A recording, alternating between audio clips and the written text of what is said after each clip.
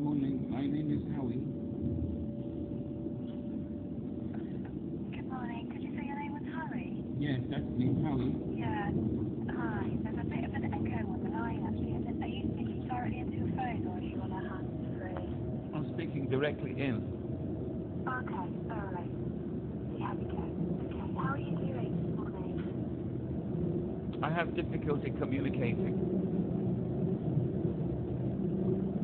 I'm really sorry. I didn't catch what you said. The line's quite bad, I'm afraid. I have difficulty communicating. Okay.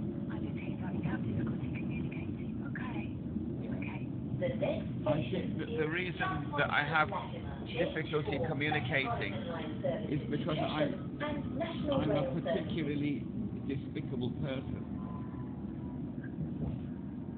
You're a particularly despicable person. What makes you say that? Because people hate me. I'm sorry to hear that that's how you feel. Yeah, people always make me feel hated. What makes you say that? Why do they give you that impression?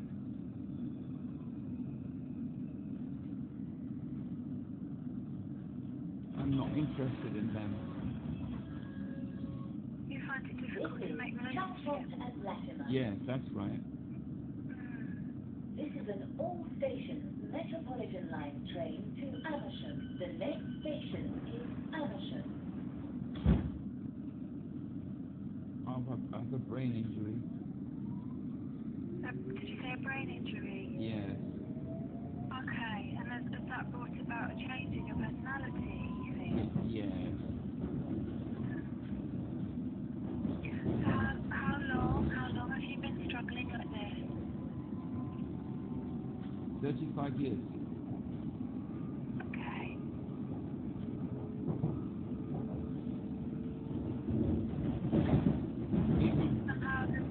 I'm just going to wait for the train. I can hear you on a train. Just wait for the train to quieten down a bit and I'll be able to hear you properly. Oh, sorry about that. Okay. Yeah, okay. So what's made you pick up the phone to us this morning? I got a letter from a person and they just hate me. I'm trying to explain to them that my children are being abused because I'm disabled, and they're saying, like, don't ever contact us ever again. So you're concerned that your children are being abused? Yes. And who have you contacted? I contacted everybody, but the problem is that nobody communicates with me about it, and they just do things behind my back to make the problem worse.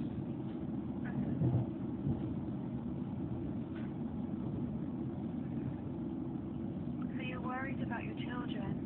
Yes. Would it help to talk that through a little bit first this morning? Yes. Okay. You tell me in your own words what your worries are. The police and the social workers broke in and took the children away and deported them to a country where they've got no family. They were left homeless and raped. They broke in. To take them away from their mother? Yes. Yeah. So do you know where they are now? No. You've no idea. No. How old are they, if you don't mind me asking? Between the ages of 2 and 45. They're between what ages, sorry? 2 and 45. Okay.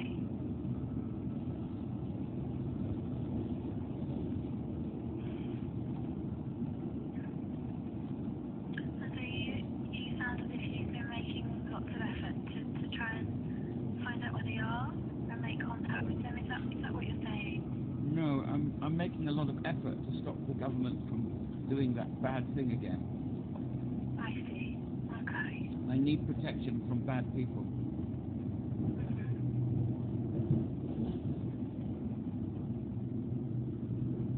So what are you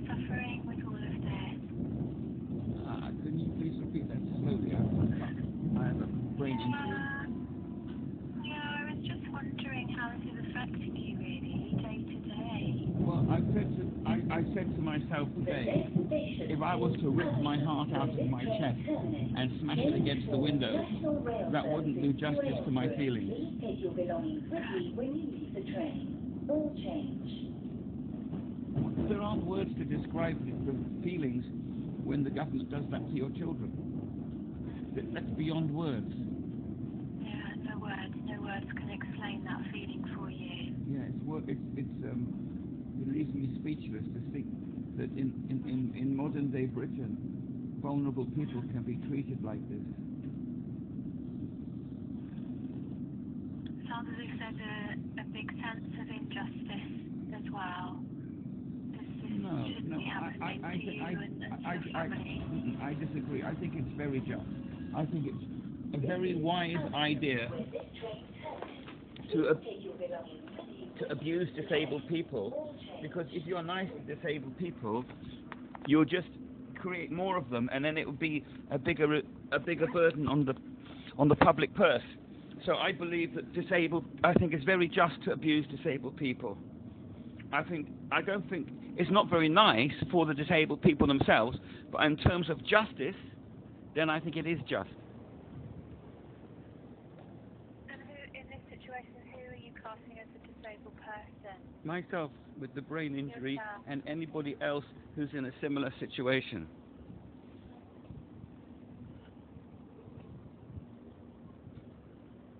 And your disability, how does that affect you? I have seizures. I have seizures, and I have catatonia, and I have amnesia, and I have word-finding problems, and I have problems with muscle control. Exit. And I mustn't be confronted, Doors opening. and I mustn't be shown sudden kindness.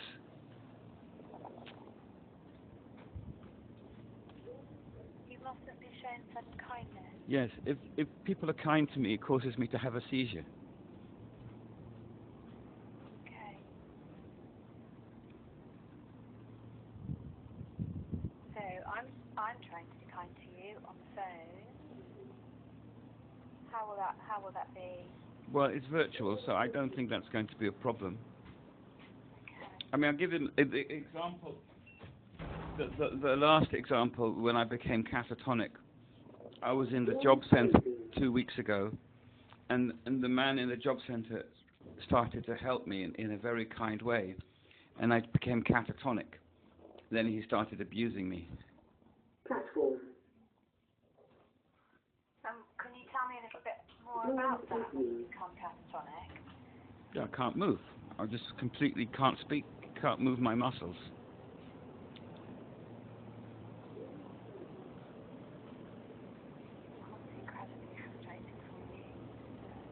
Beg your pardon? It must be incredibly frustrating for you. No, it just makes a lot of extra work because I have to start doing everything all over again.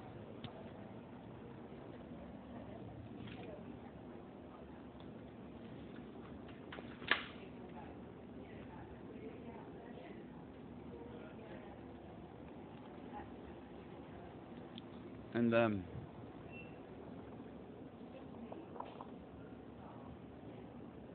yeah, I'm going to stop claiming benefit and just become homeless because it's too difficult for me. I can't manage it. Which bit are you finding difficult to manage? Computers. I can't deal with Universal Credit has a thing called Journal, Yeah. and I can't use the software. It's too difficult for me. I've received no training. And do you have any support? There is no support. They keep asking me to do things which are beyond my level of my mental capacity. So, for example, they tell me they cannot pay me unless my children go to what's the word? a play centre. But my children have been abducted. So how can I get my children into a play centre?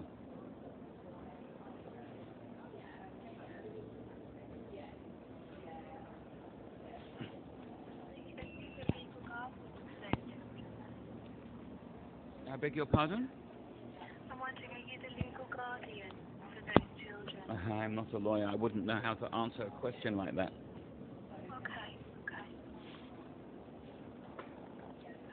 I was wondering who had parental responsibility for them. Well, I'm the father.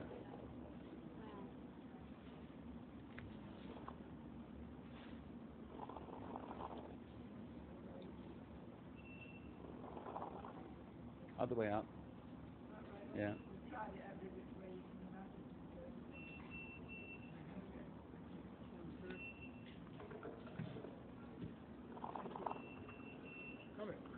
you say that you've lived with the effects of this brain injury for 35 years? Is that what you said? Yes. 35 years. I've had a brain injury, and I'm forced by the government to do things which I find very abusive. I'm forced against my free will into sexual relationships. Against your free will? Yes. Can you tell me a bit more about that?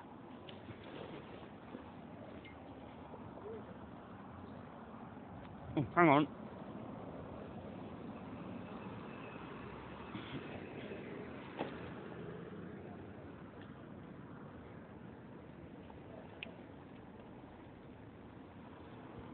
So, when the children were last abducted, the High Court judge said to me that the only reason that the only way my children can come home is if I have a guardian. So I spent 14 years researching what this guardian is.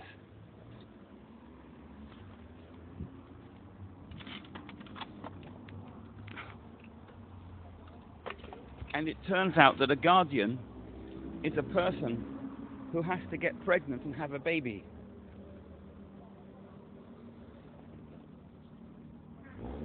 But my question is, what type of person wants to get pregnant from a severely brain injured person?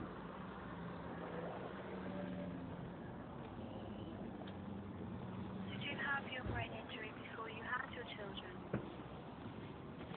Yes.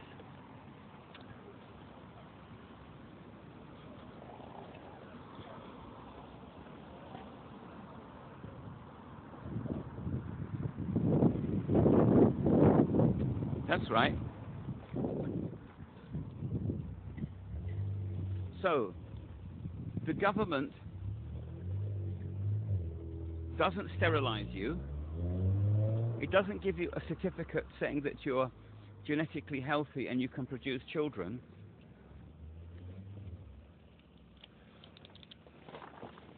They put graphic pornographical content everywhere. Everywhere you go, they show pictures of pornography saying sex, sex, sex, sex, sex, sex, sex.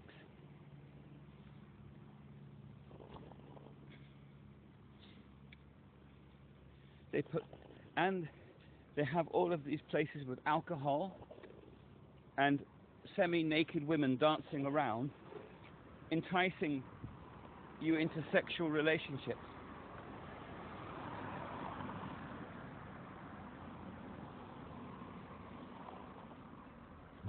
And then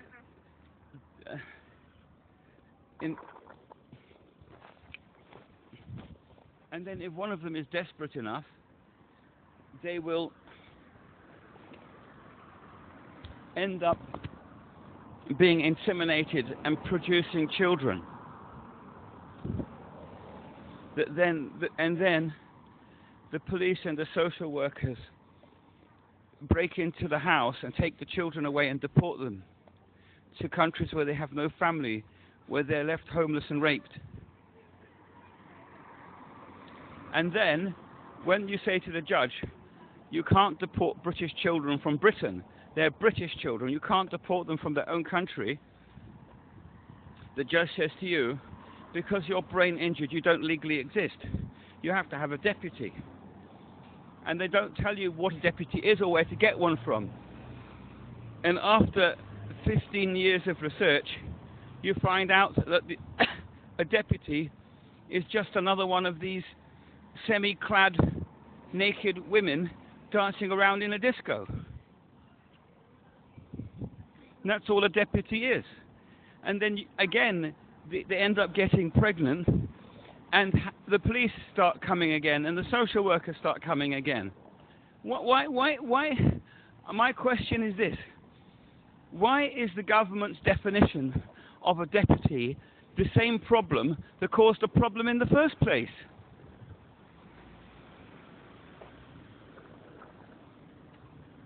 Can you hear me? Yeah, I'm listening. Yeah.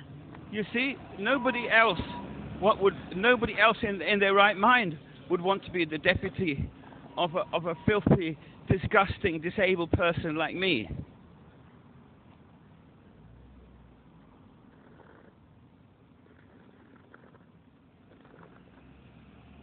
You see, but I tell you where the fault lies. The fault lies in the government, because they're a bunch of elitists sitting in Westminster. Then they're not going to have disabled people in Westminster. They know nothing about disabled people in Westminster. The only disabled people that the Westminster people know about are the people who are not disabled enough to be known to an MP. So they can only make laws for their own friends and family, but they can't make any laws for the worst people in Britain, society's dregs who are right at the bottom. They can't make laws for people like that because they just consider people like us as scumbags. Is that how you feel? No, it's not how I feel, it's just a fact. So you also just described yourself as you were a filthy, disgusting person. Exactly. That's exactly what I am. I should just be euthanized. They shouldn't have people like me. I've been going through euthanasia protocols for 15 years.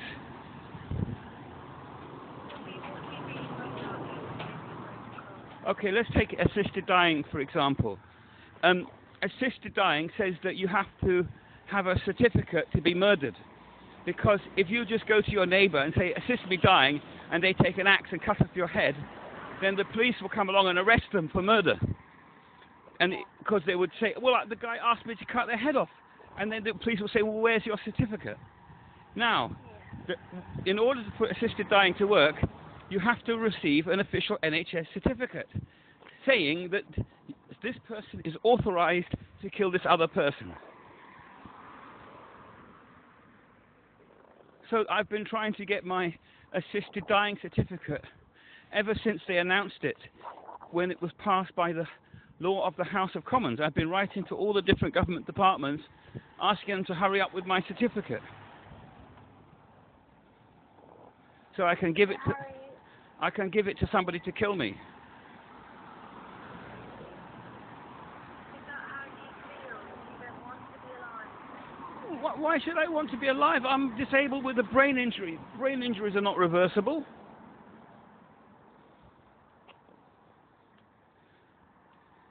Look, the fact of the matter is that people hate disabled people. It's the bottom line. You can't deny the facts of nature. These are very natural facts. Even I read in the Telegraph that the police were telling shopkeepers not to call shoplifters scumbags. Everybody knows that the people at the bottom of the society are scumbags. Look at the Telegraph complaining that they shouldn't be called scumbags.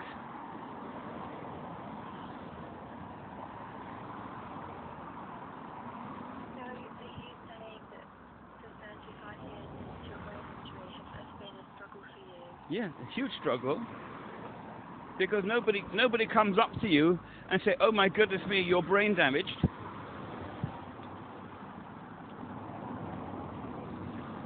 Nobody will say that at all. Nobody. Is there anybody in your life who's been on your side No. over this? No, not in those 35 years. No, because why would anybody be on the side of somebody who's completely despicable?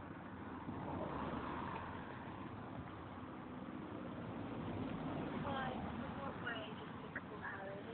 Well, let's take, for example, somebody who's close to me. My mother, who's 90, says I shouldn't speak because when I speak it makes her feel like she's going to have a heart attack and die. Okay? Then let's take my last deputy. I saw them every day for 3 years. And then they just disappeared and told me not to have any contact with them again. So it's like this, right? Somebody comes along, makes themselves pregnant, forces you against your free will to cut the umbilical cord and to do everything for them, like buy all their clothes, pay for their, rent a house for them, pay for everything, and perform sexual duties, and what else? And then you have to look after the baby. They force you to have an emotional bond with the baby, and then all of a sudden they just disappear. When the baby's only 2 years old. So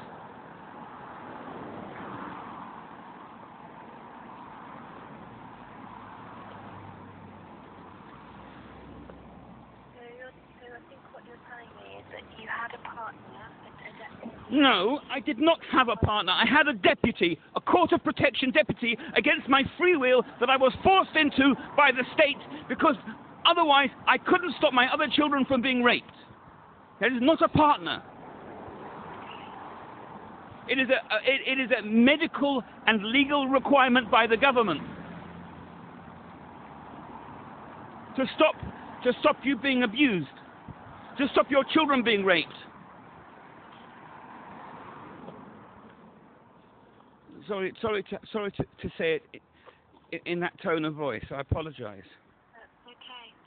You feel really strongly about it, I can tell. No, it's not that I feel strongly. I just feel it's abusive.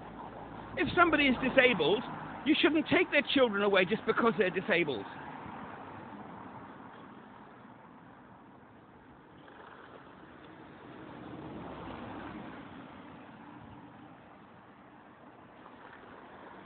Would it be helpful to talk to me about the children?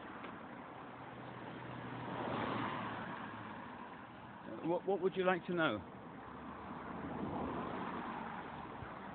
I'm interested to know what you'd like to share with me about the children. I have 9 children, most of them adopted. 9.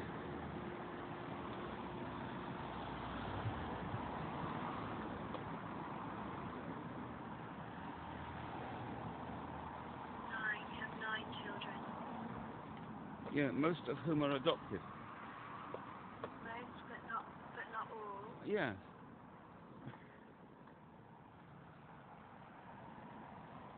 And does that mean that you have no contact with them?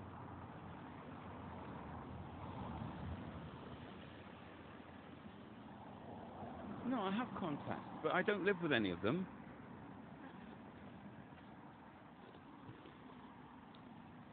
And what are they like? Pardon?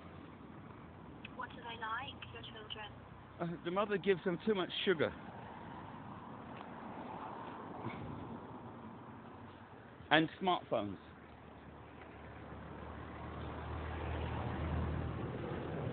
Sugar and smartphones.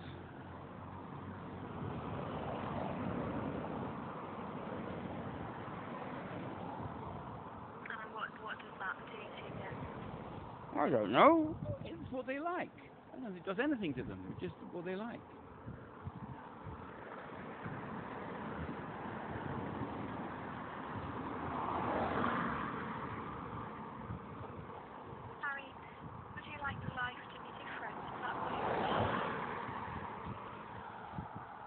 I'm saying that in life, what you're born with is a roll of the dice. You can be lucky or unlucky. But I feel that the government, I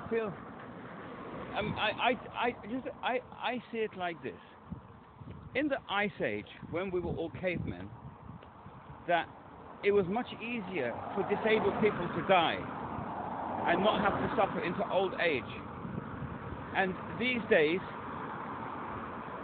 the government has a system whereby there's mechanized agriculture with vast quantities of agricultural surplus that then is redistributed to people who would otherwise be unworthy of hunting mammoths in the Ice Age.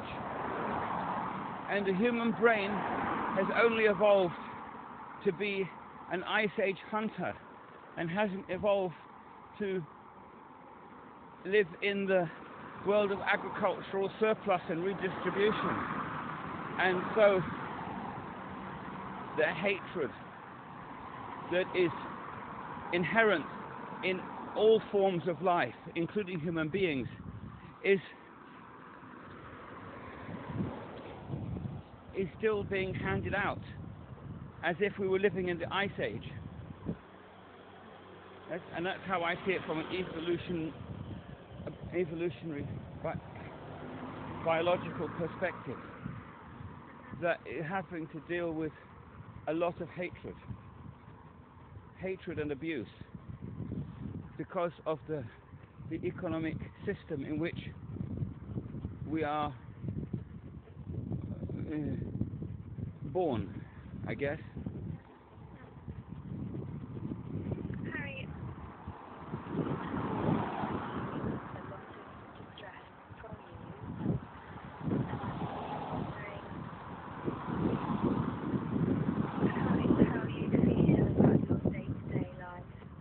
Yeah. So this morning I went to see Dr. Wilson, and I tried to explain to him that my deputy needs training, and he just training. So anybody who has to look after me, they've got to do it in a medically correct way, in a way that's not medically wrong.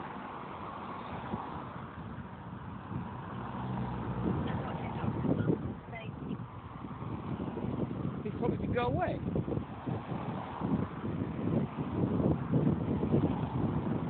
And for example, like this, right? If my deputy was an NHS nurse, I wouldn't be expected to make this person pregnant and live with this person every day for the rest of my life. And that sounds totally bonkers, right? But that's the medical treatment I'm supposed to have. The medical treatment I'm supposed to have is to make somebody pregnant and live with them as a husband and wife for decades.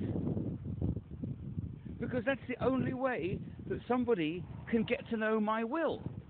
Nobody else wants to get to know my will.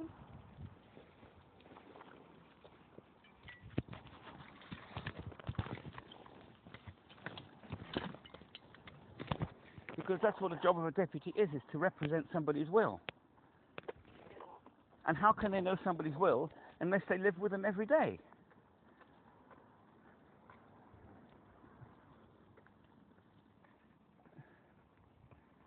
You hear me?